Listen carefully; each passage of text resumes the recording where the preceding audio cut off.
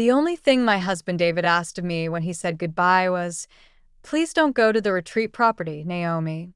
Promise me." He squeezed my hand with the last vestiges of strength he had left, his eyes pleading. I promised him. I always respected his wishes, even when curiosity consumed me. But a few years after his death, curiosity finally won, and what I found on that property would change my life forever. Now I understand why my husband wanted so much to keep me away from there. 17 years of marriage to David ended in a hospital bed following a massive stroke that no one could have predicted. At 58 years old, I found myself a widow with a daughter in college and a feeling of emptiness that seemed endless. While organizing his affairs, I discovered there was much more to my husband than I ever knew. It was a regular Tuesday when his attorney, Mr. Harrison, called me into his office. 2 months had already passed since the funeral. Life continued its cruel course of normality while I was still trying to figure out how to breathe without David nearby. "Mrs. Sterling, I have something I must deliver to you," Mr. Harrison said, sliding a small box and an envelope across his polished wooden desk. David left specific instructions that this was only to be delivered after his passing. The box contained a heavy antique key with a leaf-shaped metal keychain. The envelope bore my name in David's unmistakable handwriting. "What is this key for?" I asked, turning it over in my fingers. "It's for a property in Lake Arrowhead. Your husband purchased it approximately 4 years ago, but he left explicit instructions that you were only to learn about it after his death." My heart pounded. David didn't own any other properties besides our home. He never mentioned a country retreat. More importantly, why did he make me promise never to go there, only to reveal its existence later? "It's called the Crestwood Estate," the attorney continued. "Apparently, it was the house where David spent part of his childhood. He reacquired it after many years, though it had changed hands several times." "Wait, this doesn't make sense," I interrupted. David always avoided talking about his childhood. When I brought up Lake Arrowhead, he would get tense, change the subject. Why would he buy a house there? Mr. Harrison adjusted his glasses. "I couldn't tell you, ma'am, but there's another important detail. The property has become extremely valuable in the last 2 years." "How so?" "A large developer, Summit Resorts, is building a luxury resort in the area. Your husband's property is strategically located. They've already made several multi-million-dollar offers for the house." My head was spinning. David had never been wealthy. We lived comfortably on his engineer's salary and mine as a university professor, but nothing that would allow him to buy a second house, especially in a desirable area like Lake Arrowhead. And why keep it a secret? With trembling fingers, I opened the envelope. "My dearest Naomi, if you are reading this, it means I left sooner than I expected. Forgive me for all the secrets I kept. The house is yours now. Over the past 4 years, I transformed that somber place from my childhood into something I hope you find beautiful. I know I made you promise never to go there. I am undoing that promise now. In fact, I ask you to go just once before you decide what to do with the property. In the house's study, you will find my laptop. The password is the date of our first meeting, followed by hope, the word you taught me to feel again. I love you more than I could ever express. David." I pressed the letter to my chest, tears blurring my vision. Even in death, David still had the power to surprise me. "I need to see this place," I said. "There is a complication," Mr. Harrison interrupted. "David's family is contesting the will. His brother, Marcus Sterling, alleges that David was not mentally capable when he purchased the property." That's absurd. My husband was the most lucid and centered person I've ever known. Even so, they have filed legal motions. Considering the current value of the property, this could turn into a complicated battle.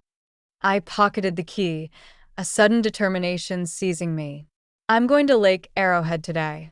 2 days later, after a hurried drive through the Cascade Range, I parked in front of a carved wooden gate with the name the Crestwood Estate in wrought iron. My heart pounded as I turned the key in the lock. The gate swung open with a soft creak, revealing a property much more impressive than I had imagined.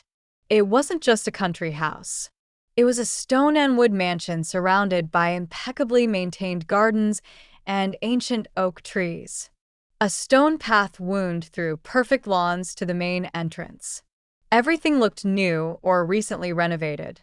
Nothing here suggested the traumatic childhood David had been so resistant to discussing. This place had been transformed with love and dedication. My husband's hands were in every detail, though I never knew of its existence until now. My hands trembled as I put the key in the main door. The lock turned with a satisfying click, and I stepped into the secret world of the man with whom I had shared nearly 2 decades of life. What I saw inside made me grab the door frame to stay upright. The entrance opened into a large double-height living room with a stone fireplace. But it wasn't the architecture that took my breath away. It was the paintings. On every wall, in every available space, were paintings of flowers. Not just any flowers, but orchids of every possible type and color. My lifelong passion, which David always supported with silent affection, surrounded me in a gallery dedicated to my greatest love. And there, on a table near the window overlooking the gardens, sat a silver laptop with a single white orchid placed on the lid. Before I could take another step, the sound of tires on the gravel announced that I was no longer alone. Through the window, I saw a black SUV pull up behind mine. 3 men got out, all bearing David's unmistakable facial resemblance, the same straight nose, the same almond-shaped eyes. The Sterling clan had arrived, and by the severe expressions on their faces, they were not here to welcome the widow to her newfound property. The men approached with the confidence of those who felt they owned the place. I quickly closed the front door, my heart racing. I watched through the side window as they stopped on the porch, whispering among themselves before the eldest, a graying version of David, pounded loudly. "Mrs. Naomi, we know you're in there. We need to talk." His voice had the same tight edge David's did when he got nervous. I remained silent, moving away from the door. David's vague warnings about his family were always emphatic. Now, facing them, my instinct screamed caution. The pounding came again, more insistent. "Naomi, I'm Marcus Sterling, David's older brother. These are my brothers, Elijah and Isaiah. We're here about the property." Of course, they were not for David, not to meet the woman his brother loved for 17 years. They were there for the house that was suddenly worth millions. I looked at the laptop on the table. The answers I sought might be there, not with strangers on the porch.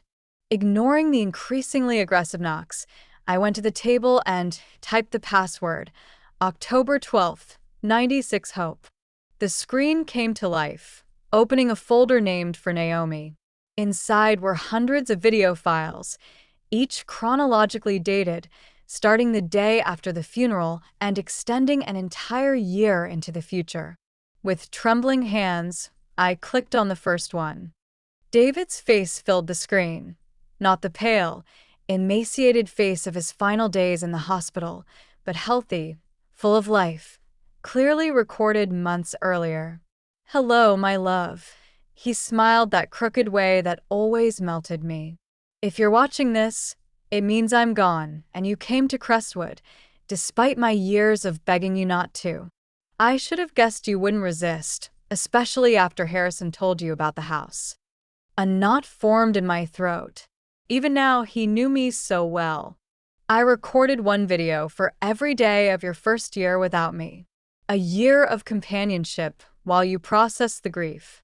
A year explaining everything I should have told you in life." He briefly lowered his gaze, then looked back at me with determination. starting with why I bought back the house I swore never to set foot in again. Outside, the pounding had stopped. Through the window, I saw the men return to their SUV, pulling out papers, conversing with stern expressions. David continued, 3 years ago, I was diagnosed with a cerebral aneurysm, a time bomb I inherited from my father. The doctors gave me 2 to 5 years. I chose not to tell you or Chloe.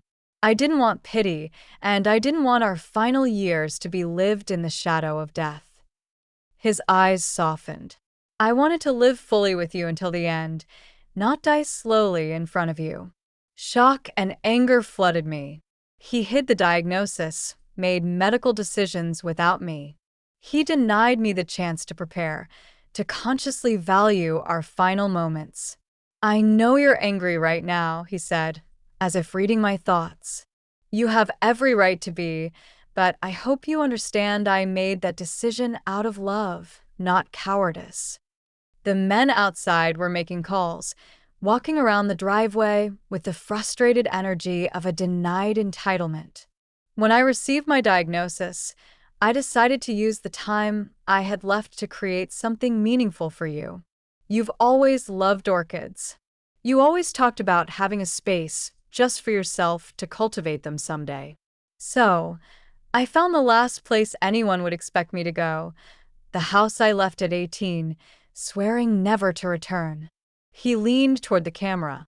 What my brothers don't know is that I legally bought the house from my father before he died. The old man was bankrupt after years of gambling and drinking. He sold it to me for a fraction of the value, desperate for money, making me swear not to tell my brothers, who still thought they would inherit it someday. That explained the legal challenge. They believed they had rights to a property David had legitimately purchased.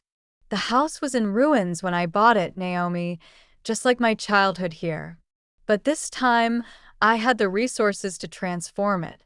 Every business trip over the last 4 years, I was here overseeing renovations, building something for you. Outside, the brothers were approaching the door again. This time, Marcus held a document against the window for me to see, some kind of court order. My brothers will come for it, David continued in the video, his expression hardening. They never wanted the house until last year, when the resort project began. Suddenly, the worthless property they mocked me for buying became a gold mine. They will try anything to take it from you. One of the brothers was on the phone again, his expression triumphant as he hung up. In the bottom drawer of this table is a blue folder with all the legal documents you need. The house is unquestionably yours. I made sure of it. David's face softened. But Naomi, whether you keep it or sell it is entirely your choice. I built this place for you. I filled it with beauty for you, but I don't want it to become a burden. A police cruiser was driving up the driveway. The brothers watched its approach with satisfied expressions. One last thing, David said. In the conservatory behind the house, you'll find the rare orchid collection I spent years cultivating. The team I hired will continue to care for them. Whether you are here or not, they are my final gift to you, along with the means to appreciate them. The video ended, freezing on David's smiling face just as the knock on the door resumed, more authoritative. Mrs. Sterling, county officer. We need you to open the door, please. With a deep sigh, I closed the laptop, retrieved the blue folder from the drawer, and went to face what came next. As I reached for the doorknob, my cell phone rang, Chloe, our daughter, calling from college. I hesitated, then answered. Chloe, this isn't a good time. Mom. Her voice was tight with irritation. Why didn't you tell me about Dad's house or the developer proposal? The uncles just called me, offering a fair deal if I helped them contest the will. What the heck is going on? So, they had already contacted my daughter. That perception ignited something fierce and protective inside me. They weren't just coming for me. They were trying to manipulate my grieving child. I'll explain everything later. I promise, I said, watching the officer converse with the brothers. But Chloe, don't sign anything. Don't agree to anything. Those men are not our friends. Mom, if there's money involved, this is not about money, I interrupted, surprising myself with the firmness in my voice. It's about what your father wanted. Please trust me. After a moment of silence, she sighed. Okay, but call me as soon as you can. I hung up and opened the door to face a young county officer, Davis, flanked by the three Sterlings, whose expressions ranged from smug to openly hostile. Mrs. Sterling, I'm Officer Davis. These gentlemen have a court order requesting an inspection of the property as part of an ongoing inheritance dispute. I smiled calmly, channeling the strength David always admired in me. Of course, officer, but first, I think you should see this.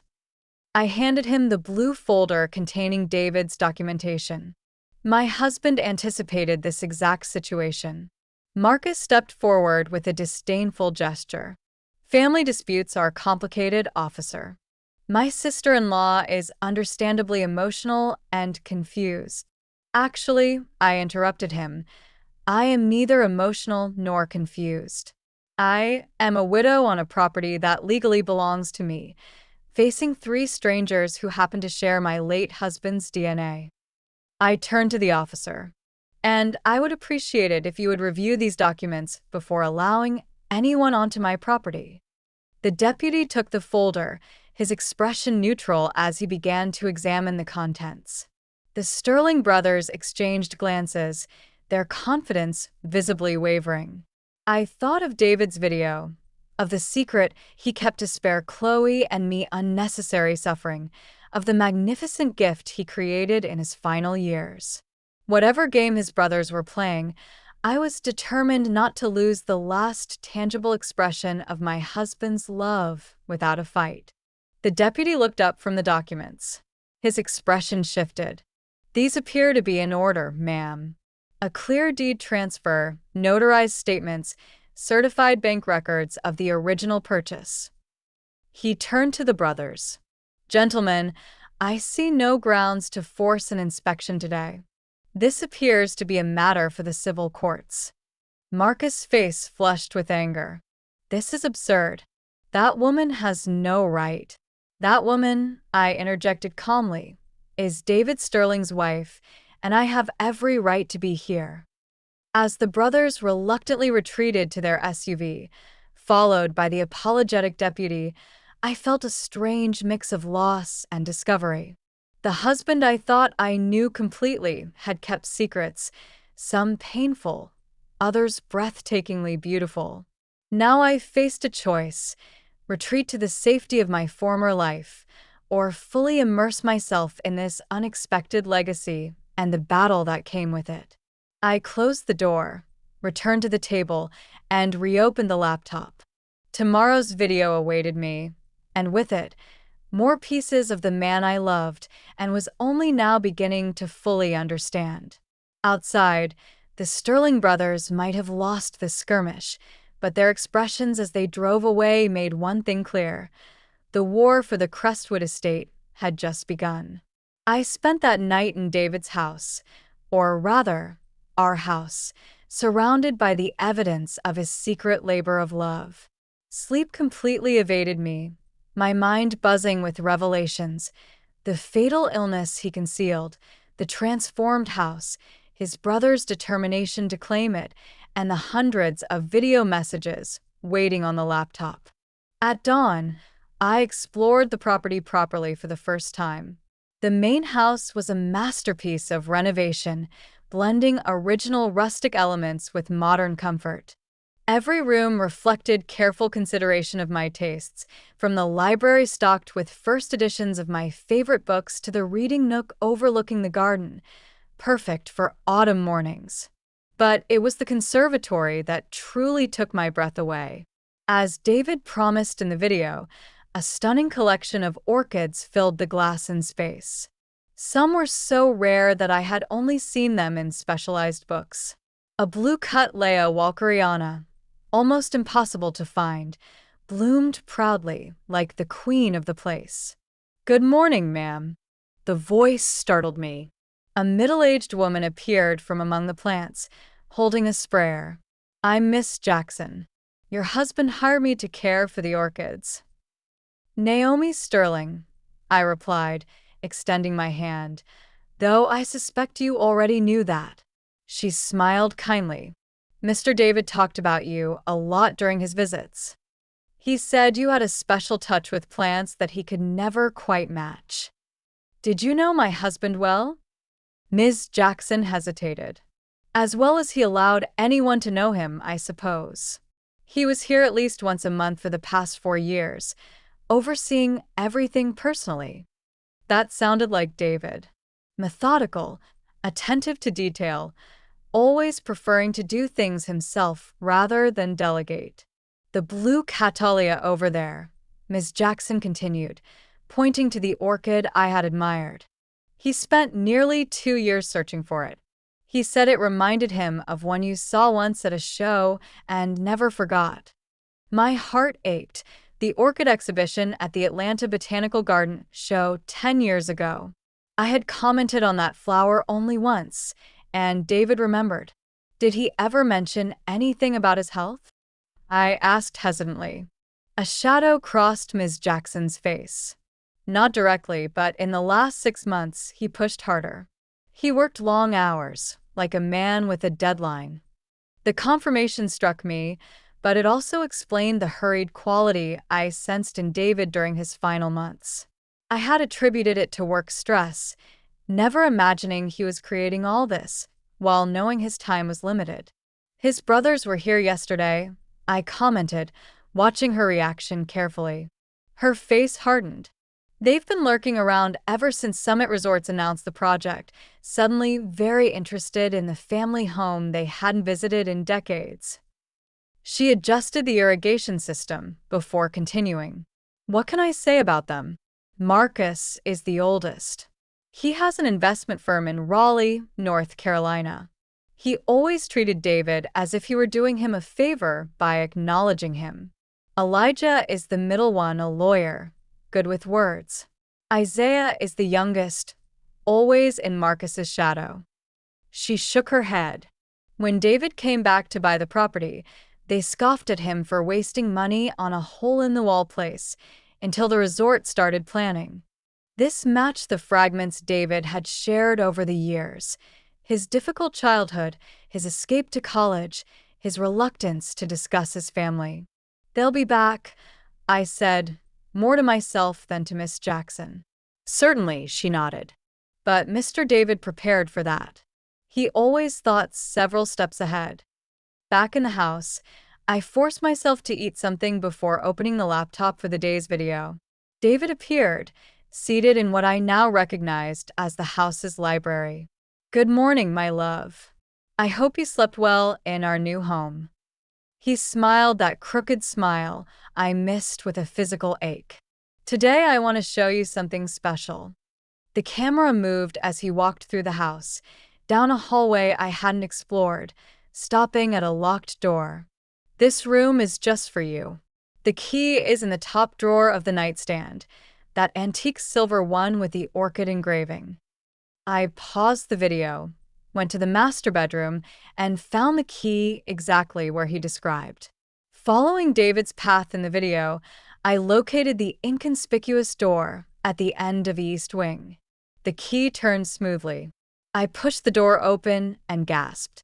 A fully equipped art studio filled the large corner room, bathed in perfect light from floor-to-ceiling windows. Easels, canvases, paints, brushes, everything an artist could desire, arranged with loving precision. I hadn't painted in 15 years. After art school, I abandoned my artistic dreams to teach literature, to keep us afloat while David built his career, to raise Chloe. Over the years, someday became a distant dream, then a bittersweet memory of a path not taken. The video continued, David's voice pulling me back to the laptop I had carried with me. "You gave up so much for us, Naomi. Your painting was the first sacrifice. Even though you never complained, I always promised myself I would give it back to you someday. Tears blurred my vision as I surveyed the studio, the professional materials, the reference books organized on the shelves, the windows oriented to capture the perfect light. There's one more thing, David continued. Look in the cabinet beneath the window bench. I walked toward the cushioned bench near the window overlooking the garden, now golden in the morning light. Beneath it, recessed into the wall, was a cabinet I might have missed had I not been told to look for it. Inside was a flat archival box. With trembling hands, I lifted the lid and fell to my knees in shock. My paintings, dozens of them. All the work I created in college, pieces I thought had been lost in our moves over the years. David had preserved them, protected them, stored them for 15 years until he could return them to me in this perfect space. On top lay a small canvas I recognized immediately, my final project before graduation, a self-portrait of a young woman looking toward the future, with eyes bright with possibility. David had asked to keep it the day I finished it. Attached was a handwritten note. She's still in there, Naomi, the woman who painted with such passion and vision. I gave you the space. The rest is up to you. I pressed the note to my chest, overwhelmed by love and loss in equal measure. David had seen me, truly seen me, in ways I hadn't allowed myself to be seen in years. The sound of vehicles on the gravel tore me from that emotional moment. From the studio window, I saw two SUVs approaching, the familiar black one belonging to the Sterling brothers, and behind it, a silver one I instantly recognized. Chloe had arrived, and by the way she confidently stepped out of her SUV and walked toward her uncle's, it seemed they had already begun working on her. My daughter, David's daughter, with his dark hair and my stubbornness, was smiling and shaking hands with the uncles she had never met before. Any fragile peace I had found in David's posthumous gifts evaporated in the face of this new complication. The battle for the Crestwood estate had just become much more personal. I watched through the window as Chloe exchanged friendly greetings with her uncles, her body language open and receptive. At 21, our daughter had her father's analytical mind and my determination, but she lacked David's patience and my caution. She was always quick to form opinions, slow to revise them. My cell phone vibrated with a text from her. I'm here with Uncle Marcus and the others. Coming in now. We need to talk. Uncle Marcus. They had known each other for less than a day, and she was already claiming a family connection. I tucked David's note into my pocket, closed the studio, and went to face this new alliance. They entered without knocking, Chloe using the familiarity of a daughter and the brothers following her like wolves behind an unsuspecting guide. Mom. Chloe hugged me briefly, then pulled away, her eyes scanning the stunning living room. This place is incredible. Why did Dad never tell us about it? Before I could answer, Marcus stepped forward, his resemblance to David painfully sharp. Naomi, I think we started off on the wrong foot yesterday. We were surprised by your sudden arrival, just as you were by ours. His conciliatory tone didn't match his calculating gaze. Beside him, Elijah and Isaiah maintained carefully neutral expressions, though Elijah held a leather folder that undoubtedly contained legal documents. Chloe, I said, ignoring Marcus completely. I thought we agreed that you wouldn't engage with your father's brothers until we had talked. She blushed slightly. They called again earlier today with a very reasonable proposal. I thought I should at least hear them out in person. Her chin lifted defiantly. Besides, they're my family, too. Family you didn't know existed until yesterday? I gently reminded her. Only because Dad kept them away from us, she countered. Just like he hid this incredible place. Doesn't that strike you as strange? What else was he hiding? The question veered uncomfortably close to the revelations in David's videos. Your father had complicated relationships with his brothers, I said carefully. He had his reasons for the distance he kept. Marcus made a dismissive gesture. Ancient history. Brothers fight, especially in difficult families like ours. What matters now is moving forward together. Exactly. Chloe nodded with the earnestness of someone who believed she was being perfectly reasonable. Uncle Marcus explained everything. This house has been in the Sterling family for generations. Dad bought it from Grandpa Sterling, but it was always meant to be shared among the brothers eventually. I suppressed a sigh. They had been working on her for less than a day, and she was already repeating their version of events. And the sudden interest in the property has nothing to do with the luxury resort being built next door? I asked softly.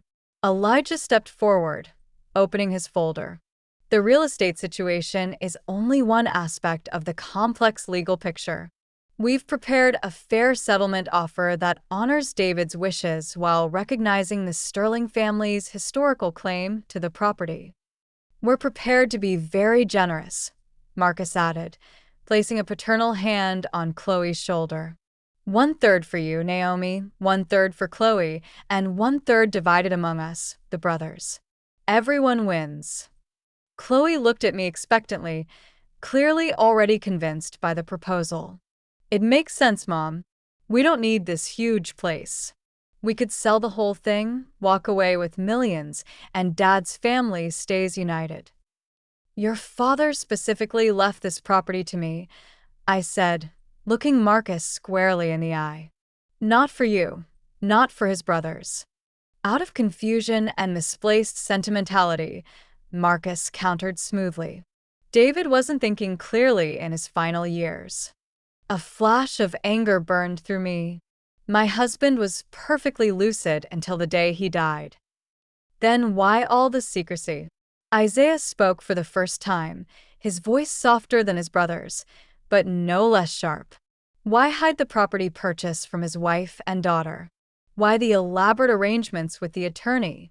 Those are not the actions of a man thinking rationally. I thought of the videos, the renovated house, the art studio. Every element meticulously planned as a final gift. None of it suggested confusion or impaired judgment. Mom, Chloe said, her voice softer now. I know this is hard. Dad left us, and now we're uncovering all these secrets, but this proposal makes financial sense. We'd both be secure for the rest of our lives. The door opened behind them, and Miss Jackson appeared, her face worried. Is everything all right, Mrs. Sterling? I saw the cars arrive. The brothers turned, visibly irritated by the interruption. Marcus narrowed his eyes. This is a family matter. Miss Jackson is my employee, I said firmly. She is welcome in my home. Actually, Elijah interjected, her employment status is among the disputed assets pending the resolution of our legal claim. Miss Jackson didn't back down. Mr. David hired me personally. He made me promise I would look after the place and after Mrs. Naomi if anything happened to him. We'll review all employee contracts, Marcus said dismissively. I had heard enough. I think it's time for all of you to leave. I looked directly at the brothers, then softened my gaze as I turned to Chloe. Except you, of course. You are always welcome to stay. You're not even going to consider their offer? Chloe asked incredulously. I will review any written proposal with my own attorney, I replied. But I will not be pressured in my own home. Marcus' conciliatory mask dropped, revealing the ruthless businessman beneath. This property is worth tens of millions with the resort project. We can do this amicably, or we can make things very difficult. Is that a threat? I asked, calmer than I felt. A reality check, he corrected. You are a university professor facing a legal battle against adversaries with significantly greater resources. David may have had good intentions, but He put you in an untenable position. I thought of the blue folder with his meticulous documentation, the videos showing David's lucid planning, the property that represented his final act of love. I believe my husband knew exactly what he was doing, I said calmly. Now, please leave. Chloe, you're welcome to stay for lunch if you'd like. She looked conflicted, glancing between me and her newly discovered uncles. I think I'll go with them for now. We have more to discuss. She kissed my cheek quickly. Think about the offer. Mom, please. I watched them leave, a sense of emptiness expanding in my chest. In just 24 hours, my daughter had been drawn into the orbit of men David spent his whole life avoiding. Ms. Jackson waited until the cars disappeared down the driveway before speaking. Mrs. Sterling, there's something you should know, something your husband asked me not to mention unless it became absolutely necessary.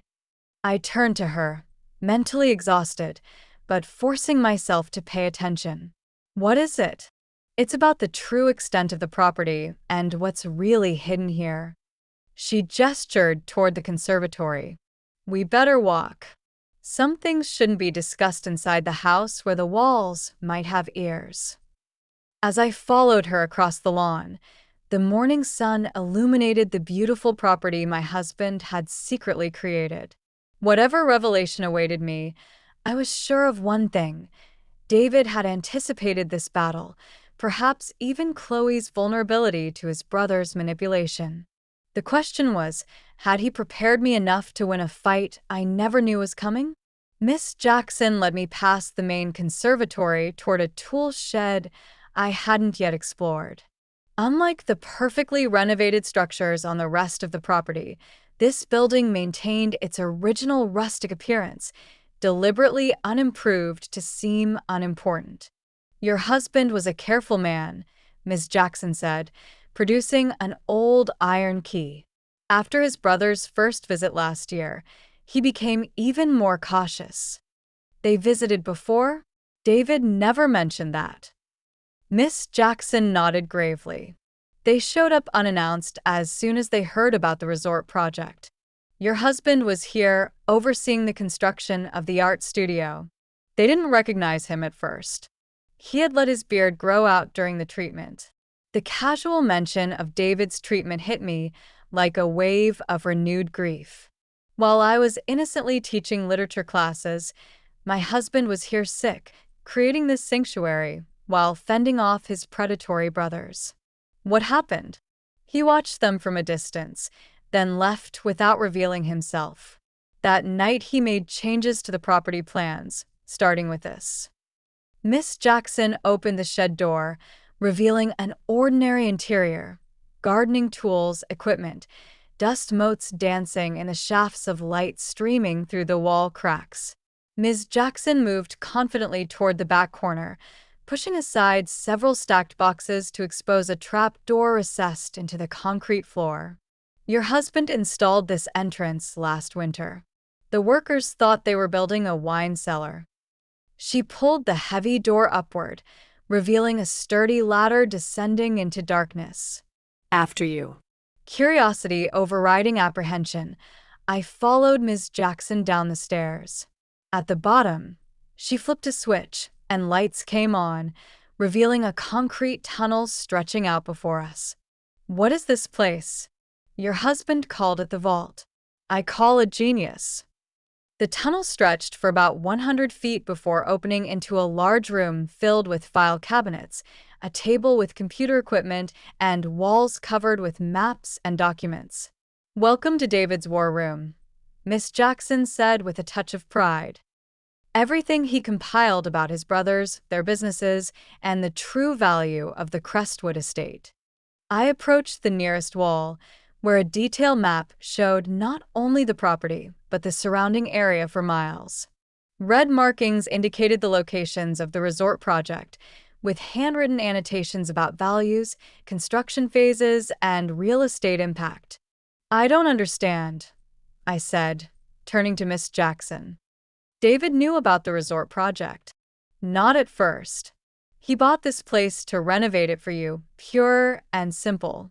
But about 2 years ago, when Summit Resorts began preliminary studies, he hired a real estate consultant to evaluate the impact on Crestwood.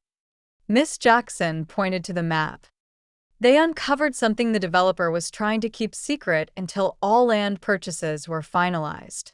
The full project is 3 times larger than they publicly announced. I studied the map more closely, noting how the markings extended far beyond the area the press had publicized. Phase 2 of the resort will include a golf course that will require part of the property adjacent to ours, Miss Jackson continued.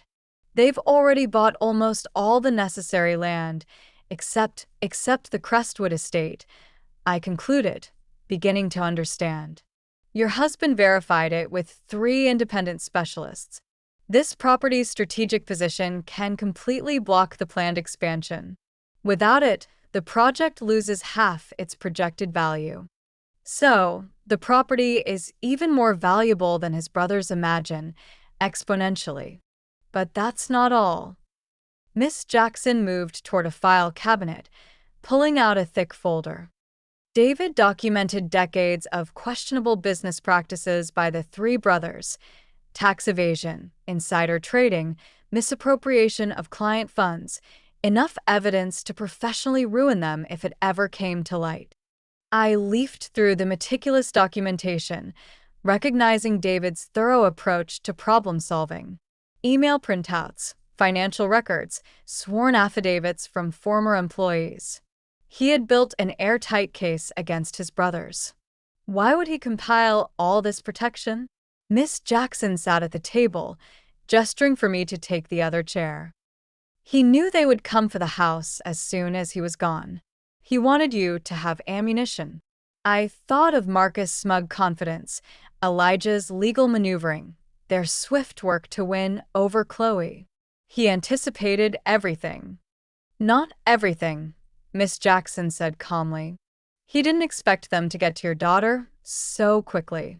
The memory of Chloe's seeming betrayal stung. They're manipulating her with half-truths and promises of wealth, and playing on her grief. Miss Jackson nodded. She lost her father. Suddenly, they're offering her a connection to him through shared blood and history. A powerful draw for a grieving young woman. She was right. Chloe was always a daddy's girl, sharing David's analytical mind and love for puzzles. His death left her adrift, vulnerable to anyone who offered a connection to him. What do I do now? I asked almost to myself. That depends on what you want, Ms. Jackson replied. You could sell everything and walk away rich, but perhaps forever alienated from your daughter. You could fight the brothers legally, using this evidence, which might win the battle but worsen the family wounds. Or what? You could do what your husband always did. Think 3 steps ahead and find the path no one expects. I considered that as I continued to examine the war room. On the table was a framed photograph I had never seen before, a teenage David standing proudly next to an award-winning orchid. His face lit up with an innocent joy I had rarely glimpsed in the man I married. That was the first Catalia he ever grew, Miss Jackson said, noticing my focus on the photo. The one bright spot in his childhood here. His brothers destroyed it while David was away at school, just to hurt him. Another piece of the puzzle clicked into place. David's support of my love for flowers and art, despite having no personal interest in them. The magnificent conservatory and studio were not just gifts. They were the reclamation of something precious his brothers had stolen.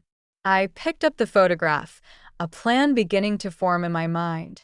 Miss Jackson, does the laptop with David's videos work down here? She nodded. There's a secure network throughout the property. Your husband made sure of it. Excellent. I need to watch the next few videos ahead of schedule. Then I want you to schedule a meeting for me. With whom? First, my daughter, alone, away from her uncle's influence. Then my attorney. And finally, I looked at the wall of evidence David had compiled against his brothers. I think I'd like to talk to the executives at Summit Resorts. Miss Jackson smiled for the first time since we entered the hidden bunker. You're planning something your husband would approve of. I'm planning something worthy of the man who loved me enough to create all of this, I corrected, a new determination firming my voice. And I'm going to need your help. Whatever you need, Mrs. Sterling, Miss Jackson promised. Your husband gave me a second chance when no one else would. I owe him everything, and by extension, I owe it to you. This was one more facet of David I hadn't known, his quiet generosity, extending beyond our immediate family, changing lives I had never heard of. As we left the bunker, carefully hiding the entrance again, I felt a strange sense of connection with my late husband. Not the grief that had dominated the last few weeks, but a partnership that somehow continued beyond death.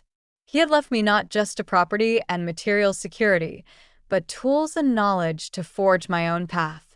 The Sterling brothers believed they were facing a naive widow who was no match for them. They had no idea what was coming. Over the next 48 hours, I barely slept. Fueled by determination and the growing clarity of my plan, I watched an entire week's worth of David's videos in a single night, each one revealing more of his strategy and the depth of his foresight. They will try to divide and conquer, he warned in one recording, as if speaking directly to my current situation. Marcus will be the friendly face, Elijah the legal threat, Isaiah the silent observer. And they will target Chloe. She is the easiest path to destabilize your position. In another video, he showed documents from the developer he had obtained through contacts in the county office. Summit Resorts was determined to keep Phase 2 of the project secret until all necessary land was secured. If they discover that we know about the golf course before they try to buy us out, the negotiating value triples. Armed with David's insights and my own growing understanding, I arranged to meet Chloe at a coffee shop in the city, away from the influence of the Sterling brothers and the emotional pull of the sanctuary David created. She arrived 15 minutes late, already defensive before she even sat down. I can't stay long. Uncle Marcus is taking me to meet some investors this afternoon. Uncle Marcus, I repeated softly. You've become very close in 3 days. She flushed. They've been kind and welcoming, which is more than I can say for you. You're treating Dad's family like enemies. I sipped my coffee, choosing my next words carefully.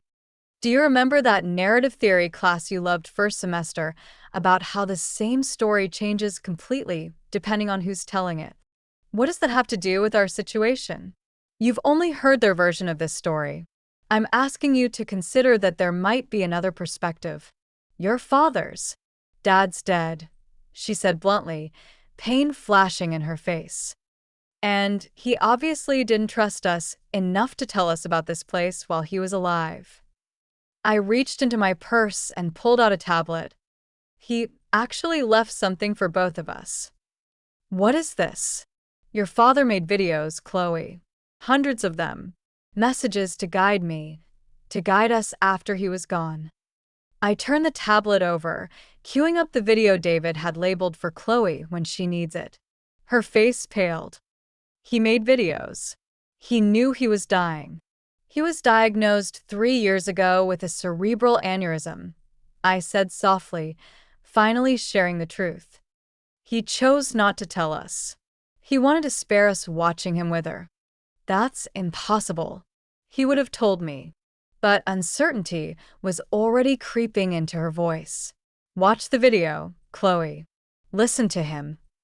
With trembling fingers, she pressed play.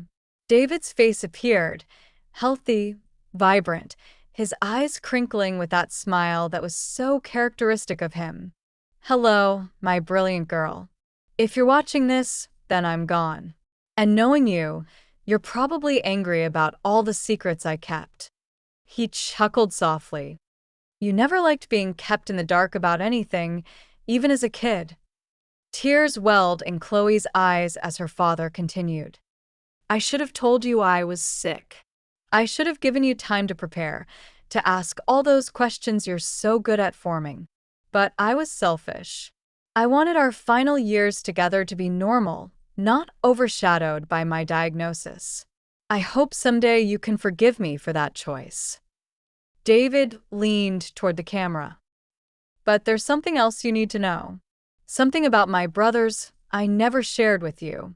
Our falling out wasn't some petty family squabble, Chloe. They defrauded my share of the inheritance when I was 19. They used my name on fake documents while I was away at college. When I found out and threatened to expose them, they threatened to implicate me as a willing accomplice. Chloe's hand covered her mouth, her eyes glued to the screen. I left Lake Arrowhead. I moved to Raleigh. I met your mother. I built a life. I raised you. That was more than enough. His expression hardened.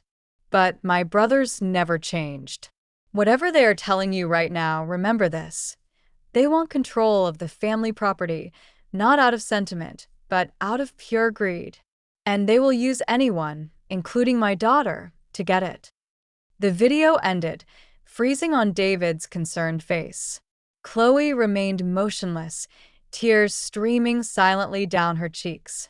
He was protecting us, she whispered finally. All this time, it was more than just his illness. I confirmed gently. Your uncles aren't the family connection they pretend to be. They are opportunists who see you as the easiest path to what they want. She wiped her tears, anger replacing grief in her expression. They've been lying to me, haven't they, about everything but the fact that the house is worth millions. That part is true, but they didn't tell you about the full resort project or why the property is so crucial to the developer's plans. Understanding lit up her eyes. They're trying to con us. US? I repeated, feeling a surge of hope. That means you're back on my side. Mom, I never left your side. She looked down, ashamed. I wanted to feel connected to Dad through his family. They had stories about him as a kid, photos I'd never seen. I understand, I assured her, reaching my hand across the table to squeeze hers. Grief makes us vulnerable in ways we can't foresee.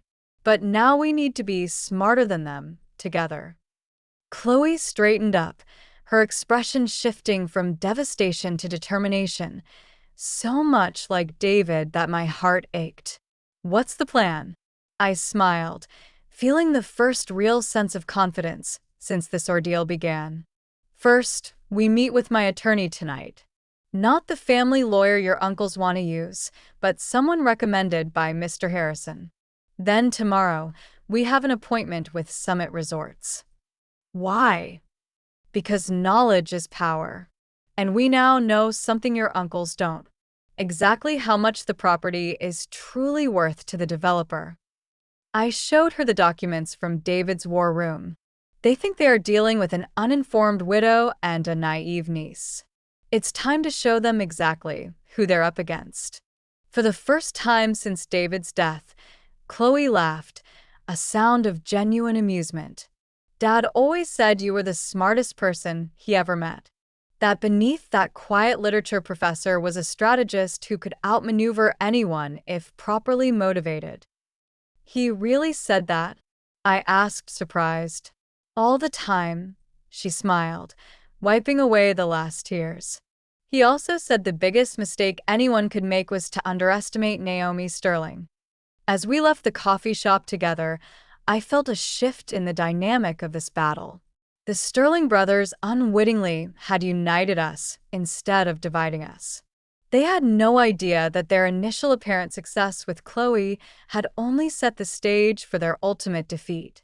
Later that night, with Chloe by my side, I presented my complete plan to the attorney David had recommended for this exact scenario. His expression shifted from professional interest to undisguised admiration as he grasped the full scope of what I was proposing. Mrs. Sterling, he said finally, your husband told me you would surprise me with your strategic thinking. He was right. My husband, I replied, was right about many things, including his belief in my capacity, not just to survive his death, but to emerge stronger from the crucible of grief and betrayal. The Sterling brothers arrived at the Crestwood estate exactly when I expected them, at 10 o'clock sharp, 3 days after my meeting with Chloe. Their black SUV drove up the driveway with the confidence of men who believed victory was merely a formality. Behind them followed a silver sedan I didn't recognize, likely their attorney or financial consultant. I watched from the study window, dressed not in the casual clothes they had previously seen, but in a tailored suit I had purchased specifically for this meeting. Appearances matter when orchestrating a rehearsal, and I intended to present myself not as a grieving widow, but as the formidable adversary David always knew me to be. They've arrived. I alerted Chloe, who appeared from the library looking equally professional in a navy dress, her father's watch, one of his most prized possessions, prominently displayed on her wrist. "Ready?" she asked, nervousness and determination conflicting in her expression. "Completely." I squeezed her hand. "Remember, let them corner themselves first." Miss Jackson appeared. The others came through the back entrance. "They're ready in the dining room as you requested." I nodded my thanks. Perfect timing. The doorbell rang and Miss Jackson went to answer it with the practiced deference of someone who knew her role in this carefully choreographed performance. "Good morning, gentlemen." I heard her greet them. "Mrs. Naomi and Chloe are waiting this way, please." They entered with the easy familiarity of men accustomed to controlling environments. Marcus led, followed by Elijah with his ever-present legal folder, and Isaiah bringing up the rear. Behind them walked a gray-haired man in an expensive suit who radiated corporate authority. "Naomi." Marcus nodded, his smile not reaching his eyes. "We appreciate you agreeing to this meeting. This is Mr. Chen, the CFO of Sterling Investments. We thought it would be productive to have a specialist join our discussion of the property's potential." So, they had brought in a financial executive to intimidate me with technical jargon and market valuations. Predictable. How thoughtful. I replied smoothly. "I've prepared the dining room for our meeting. Follow me." I led them through the house, noting their evaluative glances at the renovations David had completed. In the formal dining room, a large table had been set with documents at each place setting, water bottles, and coffee, the picture of professional preparation. "Please have a seat," I gestured. "I believe we have much to discuss." As they settled in, expressions of confidence still firmly in place, I remained standing at the head of the table. "Before we begin," I said, "I want to thank you for your previous proposal. It was educational." Marcus' smile widened, clearly interpreting my comment as capitulation. "We're pleased you took the time to consider our offer. With Mr. Chen's expertise, we can discuss the most advantageous arrangement for dividing the property's assets." "Yes, division," I said, picking up a remote control from the table. "That's precisely what I'd like to discuss." I pressed a button, and a hidden screen descended from the ceiling at the far end of the room. The brothers exchanged surprised glances. Clearly, they did not expect this level of preparation. "If you would direct your attention to the presentation," I continued, clicking the remote again. A detailed map of the Crestwood estate appeared on the screen, showing the property's boundaries, topographical features, and its position relative to the surrounding area. "This is the full survey of the Crestwood estate," I explained. "The entire 25 acres, not just the 10 acres mentioned in your proposal." Elijah shifted uncomfortably. "The western portion is an undevelopable preservation area. We excluded it for the sake of simplicity." "How considerate," I replied with irony, "except for one small detail." Another click of the remote and the map overlaid with the full resort project. All phases, including the golf course Summit Resorts, had been keeping secret. Mr. Chen straightened in his chair, his professional mask slipping as he leaned in to study the projection with sudden interest. As you can see, I continued calmly, Phase 2 of the project extends predominantly over the western area of our property, the acres you so generously offered to exclude from our fair division. Marcus's face turned red. Those plans are just speculation. The analysis from Sterling Investments indicates. Actually, a new voice interrupted as the side door opened. Those plans have been confirmed by the Summit Resorts board itself. The Sterling brothers turned in shock as Mr. Lalston, the CEO of Summit Resorts, walked into the room, followed by my attorney and two executives in formal suits. "What is this?" Marcus demanded, half rising. "This," I replied pleasantly, "is a meeting about the true value and future of the Crestwood estate. Mr. Lalston has expressed a significant interest in the property, particularly after reviewing the complete documents my husband compiled regarding the resort project."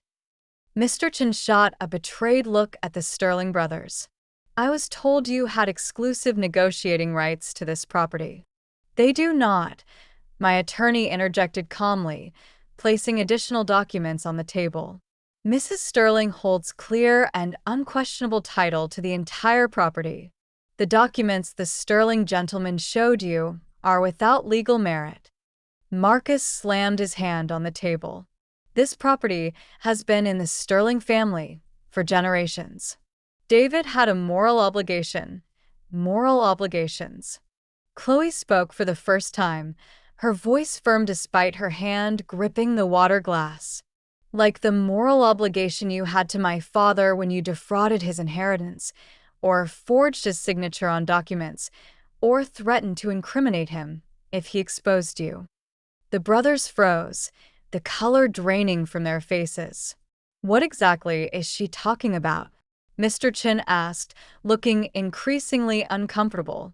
"Perhaps this will clarify," I said, nodding to my attorney, who distributed sealed envelopes to everyone at the table. Copies of the documentation my husband preserved regarding certain transactions involving the Sterling family assets. "I believe the statute of limitations has expired on some of these matters, but the IRS and state tax authorities might find others quite interesting." Elijah opened his envelope, examining the contents with growing alarm. "These are private family matters," he stammered, "completely irrelevant to the current discussion." "On the contrary," I refuted, finally taking my seat at the head of the table. "They establish a pattern of fraudulent behavior that directly impacts your credibility in these negotiations. Behavior that continued when you deliberately misled Mr. Chan about your position to negotiate this property." The room fell silent as the Sterling brothers realized the totality of their exposure. David had documented everything: their historical crimes against him, their recent manipulations, their attempts to appropriate valuable assets while appearing generous. "What do you want, Naomi?" Marcus finally asked, his facade of confidence crumbling. "I want you to leave the Crestwood estate and never return," I stated simply. "I want you to cease all attempts to contest my ownership or manipulate my daughter. In exchange, these documents will remain private." Mr. Chen stood up abruptly. "I believe my involvement in this matter was based on incomplete and potentially fraudulent information. If you'll excuse me, Mrs. Sterling, I will contact you directly for any future discussions." He shot a look of contempt at the brothers before exiting. Marcus' face grinned as he watched his ally depart. "You have no idea what you're doing, Naomi. The development costs for the western area are prohibitive. The logistics alone—" "Actually," Mr. Lustin interjected, "Summit Resorts has developed new construction methods specifically suited for this type of terrain. We are prepared to make Mrs. Sterling an offer that recognizes both the challenges and the exceptional potential of this property." As the meeting continued, transforming from the Sterling brothers' planned takeover into my carefully orchestrated counteroffensive, I caught Chloe's eye across the table. Her faint smile conveyed everything: pride, vindication, and the bittersweet recognition that David had prepared us for this moment, even from beyond the grave. When the Sterling brothers finally left 2 hours later, defeated, exposed, and legally bound by the agreement my attorney had pre-prepared, the future of the Crestwood estate was secured exactly as David had envisioned. Not divided among greedy relatives, not sold to the highest bidder, but preserved as a legacy for the family he had chosen and loved, Chloe and me. As their vehicles disappeared down the driveway, Miss Jackson appeared at my side. "Your husband would be proud," she said calmly. "You outsmarted them exactly, as he believed you would." I watched the dust settle on the road, a strange mixture of emotions washing over me. Triumph mingled with grief, strength emerging from vulnerability. "We're not finished yet," I replied, thinking of the videos that still awaited on David's laptop, of the future that stretched out before us. This was only the first battle, but it was one we won decisively, using the weapons David had meticulously prepared, and the strength he always saw in me, even when I couldn't see it in myself. The weeks following the Sterling brothers' defeat passed in a blur of practical matters, finalizing our settlement, meetings with Summit Resorts to structure a mutually beneficial agreement that would preserve the property's most sensitive portion, and a careful inventory of everything David had created at the Crestwood estate. Chloe stayed with me during this period, her initial resentment over her father's secrets transforming into appreciation for his foresight. We established a routine of watching his daily videos together each morning, both of us finding solace and guidance in his posthumous presence. "Did you have any idea?" Chloe asked one evening, as we sat on the porch, watching the sunset. "Any suspicion that Dad was sick or planning all this?" I considered the question carefully, searching my memories for missed signs. There were little things that make sense in retrospect.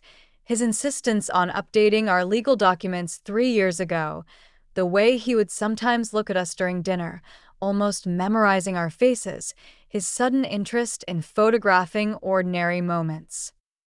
"I just thought he was going through a middle-aged appreciation phase," Chloe said, smiling sadly. "In a way, he was," I mused, sipping my tea. "Just not for the reasons we imagined. The biggest change was how he stopped putting off personal things. Your father was always a someday person about personal affairs. Someday we'd take that trip to Europe. Someday he'd learn photography. Someday we'd renovate the kitchen. Then suddenly he started doing things instead of just talking about them, creating something lasting." I shook my head, still adapting to the magnitude of what he had concealed.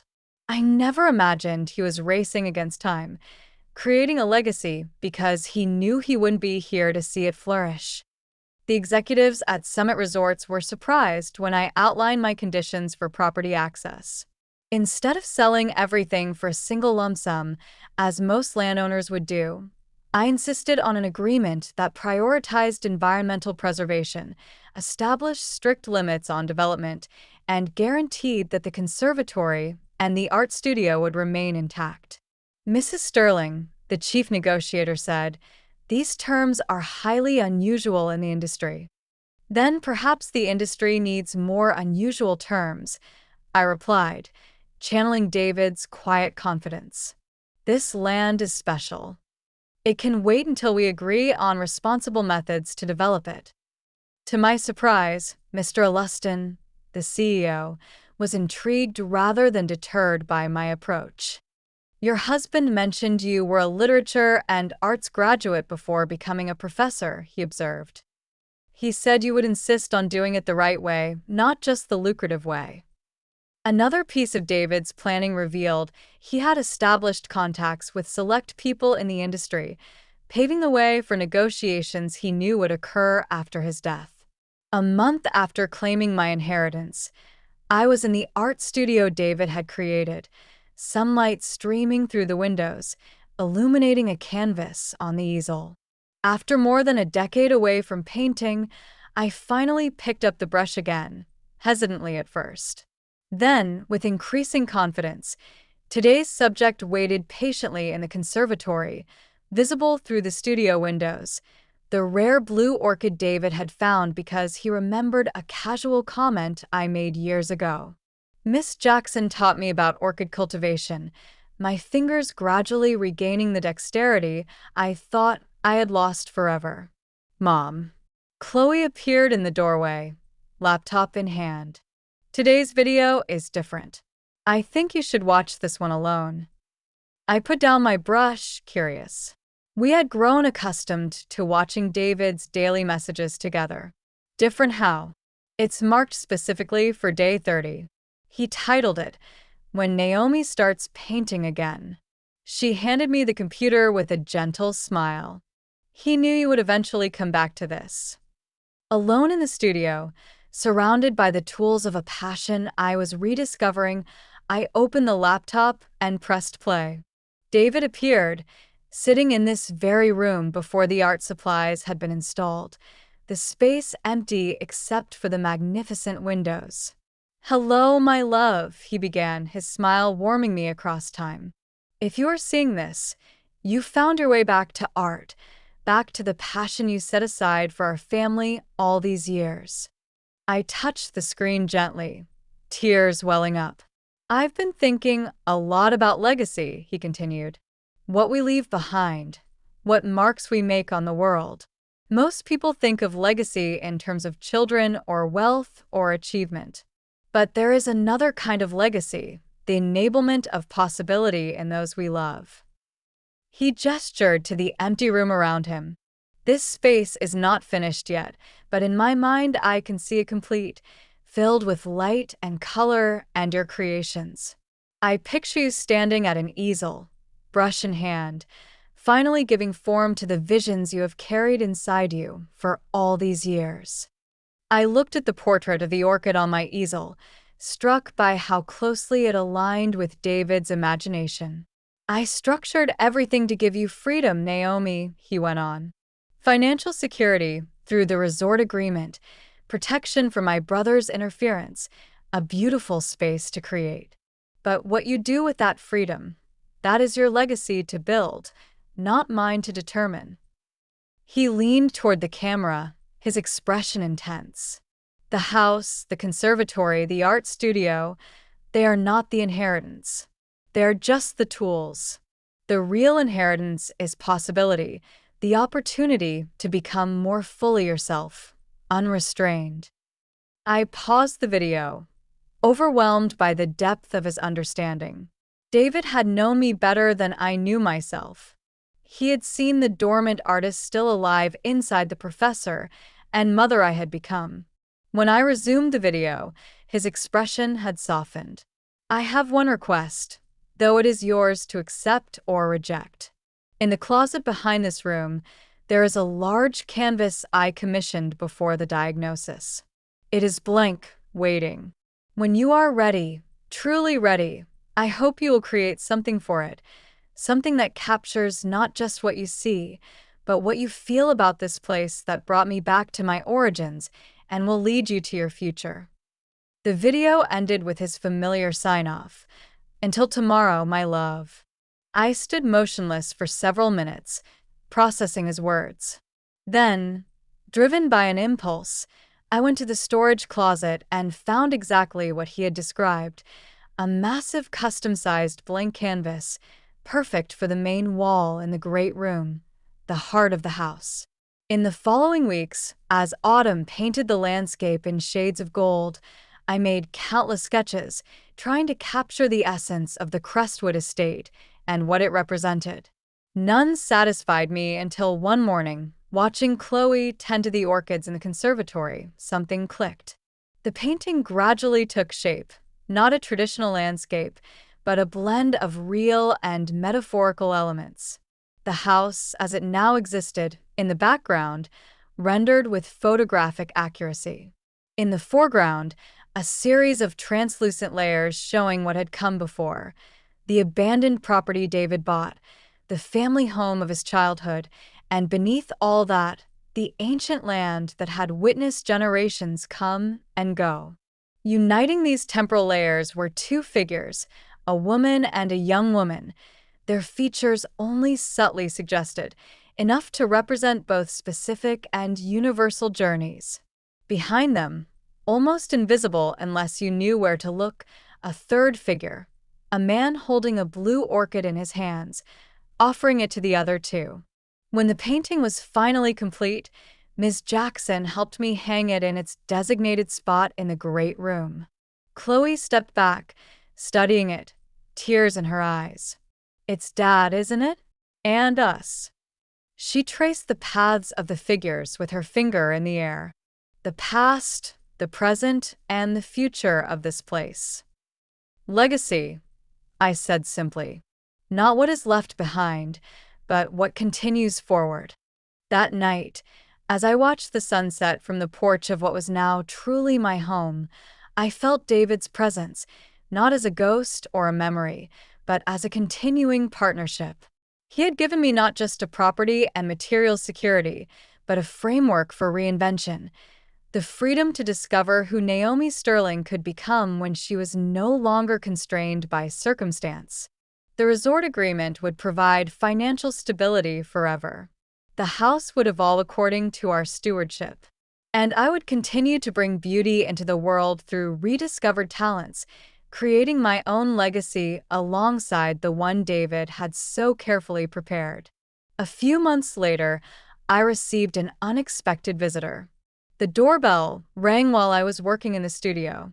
Miss Jackson appeared at the door with a cautious expression on her face. "Marcus Sterling is here. Alone." My body immediately tensed. "Does he have any legal documents?"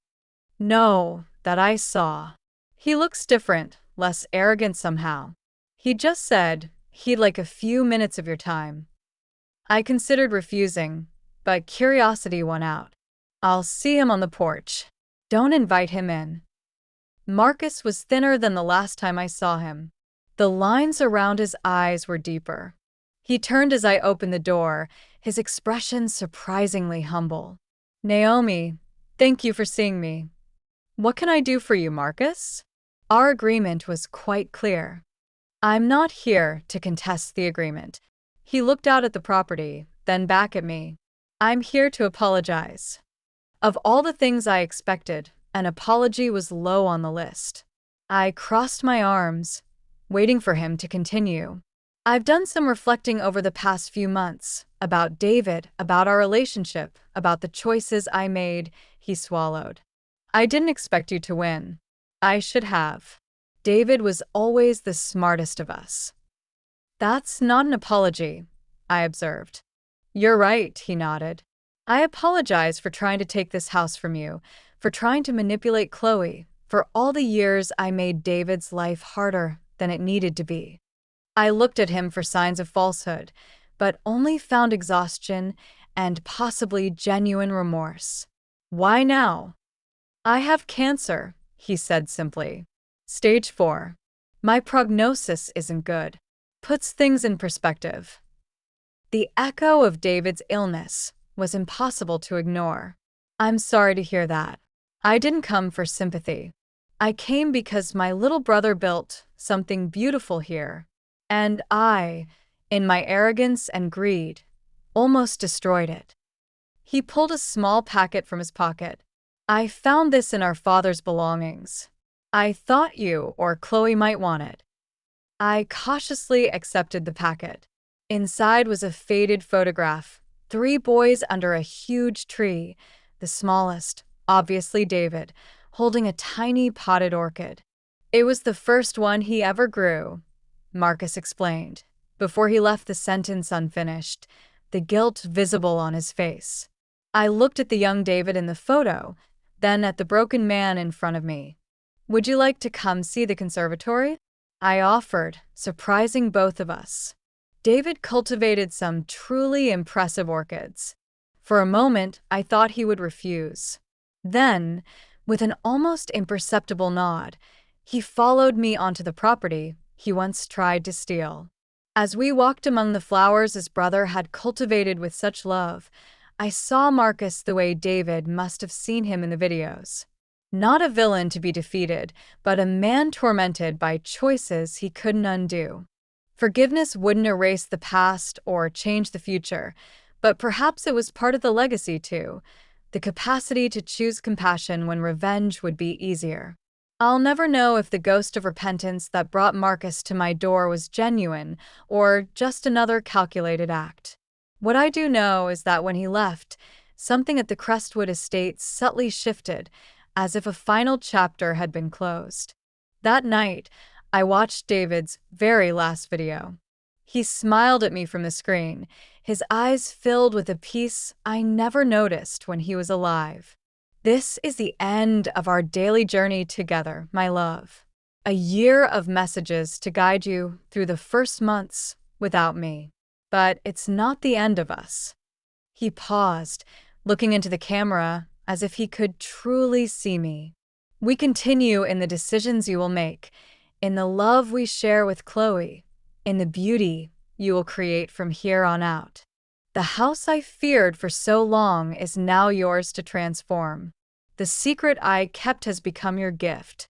The promise I asked you to make, only to later release you from it, has become the path to your liberation. He smiled one last time. Never forget, Naomi. You are always the true strength between us. Until someday, my love. The screen went dark, and in the silence that followed, I found not just loss, but possibility. The house David had asked me never to visit had become my home. The secrets he kept transformed into my strength, and the promise he had asked me to make had become the key to my future. I rose and walked toward the large painting in the living room, observing the layers of past, present, and future I had portrayed. David had done more than leave me a property. He had given me the opportunity to rediscover myself. The house he feared had become the house he loved. And now it was mine to continue transforming, one day at a time. Did you like my story? And which city are you listening from? Let's meet in the comments. If you like the story, you can support me by sending a super thanks so I can keep bringing more stories like this. Thank you so much for your sweet support. I'm looking forward to your comments on the story. On the screen, you can see 2 new life stories that I highly recommend. There's so much more on my channel. Don't forget to subscribe. See you in the next life story. With love and respect.